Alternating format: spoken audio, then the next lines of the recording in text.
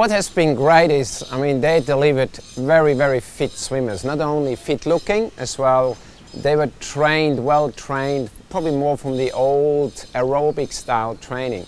But from there on I could take them and build up to the, I believe, the next level. What I've learned is as well, they have very high standards towards their athletes, but they're very, very close with the swimmers in a very positive way. So they do care, they laugh a lot. We have heaps of fun on pool deck, but then, man, then we work really hard. That has been a great balance for me as well. They come normally from altitude training.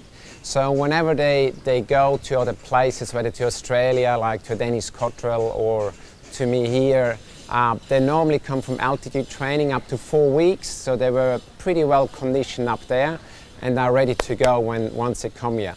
Very nice for me as a coach, so I don't have to go through that phase. I just get them fit and ready to go.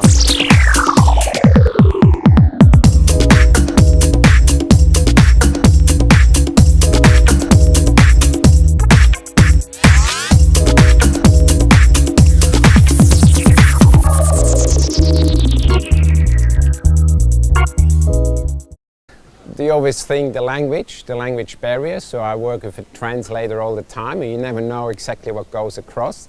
But it has been actually really good for me as a coach as well, because you have to be more creative in the coaching term of getting the information across.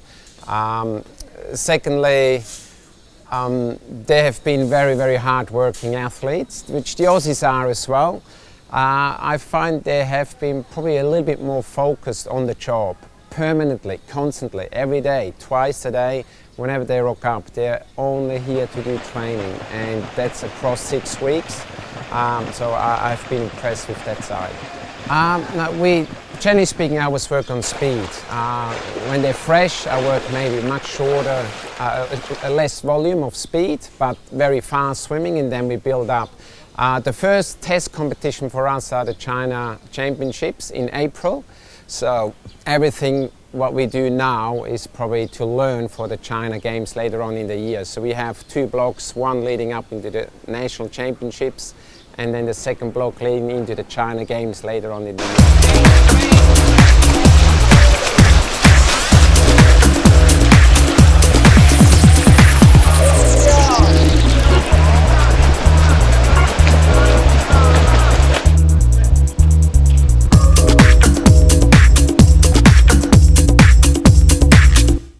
I mean, we have mainly female swimmers here, which is probably as well coaching female sprinters is my speciality, or has been.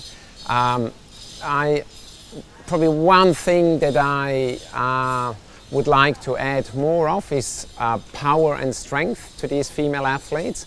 Obviously that happens more so in the dry land, but as well in the pool. Working more often beyond race pace, so at high speed, in the top end of their max speed zone.